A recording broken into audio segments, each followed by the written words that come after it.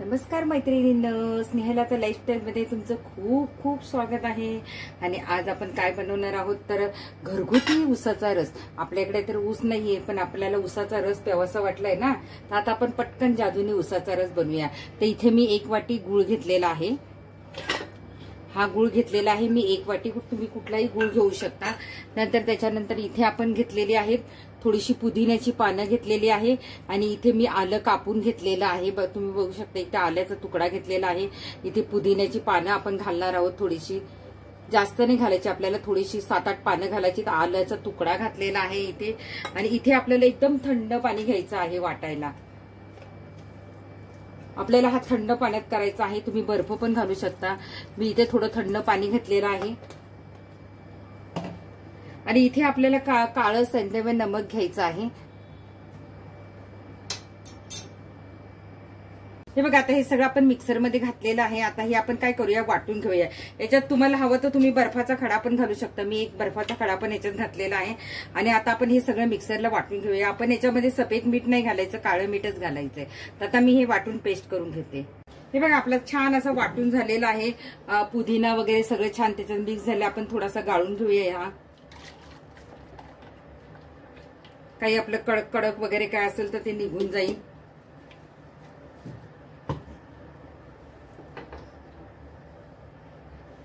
छान आपण गाळून घेतलेलं आहे। आता याच्यामध्ये आपल्याला आणखीन थोडंसं पाणी आपल्याला हवं तसं वाढायचं। एका याच्यामध्ये आपल्या एका वाटीमध्ये छान आपला 2 ग्लास तयार होतो। याच्यात आपण आणखीन पाणी घातलं तर आणखीन वाढवू शकतो। आता मी 1च ग्लास करणार आहे, तर मी एकच जास्त पाणी घालत नाहीये त्याच्यात। तुम्ही 2 वाट्या जर गुळ घेतला तर त्याचं छान 4 ग्लास होऊ शकतात। आता हा कसा करायचा, तर आपण याच्यामध्ये आधी बर्फ घालूया। बर्फाचे खडे घालते मी आधी।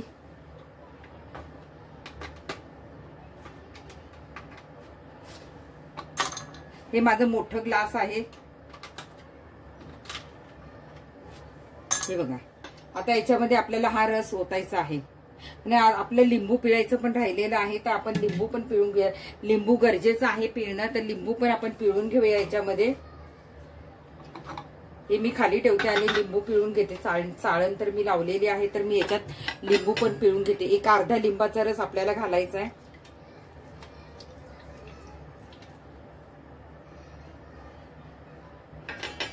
छान आपण हलवून घेऊया मस्त। तुम्ही बघा हा कसा वाटतोय ना, ऊसाचा रस आहे की नाही, वाटतोय की नाही ऊसाचा रस। तर आता आपण हा मस्तपैकी आपण याच्यामध्ये ग्लासामध्ये घालूया। याच्यात मी बर्फ घातलेला आहे।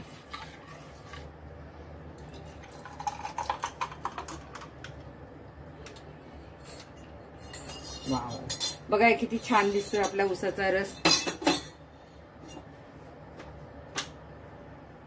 याच्यात आपण आणखीन एक बर्फाचा खडा घालूया। आपल्याला थंड प्यायचा आहे छान। तुम्ही बघू शकता जवळून, बघा ऊसाचा रस आपला तयार झालेला आहे।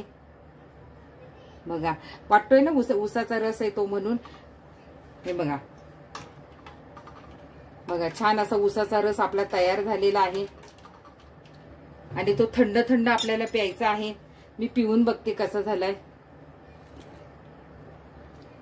वाव, आल्यामुळे त्याला आलं घातल्यामुळे त्याला एवढा सुंदर असा सुवास सुटलेला आहे। गूळ आहे, पुदिन्याची पानं आहे आणि आपण काळं मीठ घातलेलं आहे, त्यामुळे तो अक्षरशः ऊसाचा रस वाटतोय। तुम्ही बघू शकता जवळून, छान झालेला आहे ऊसाचा रस।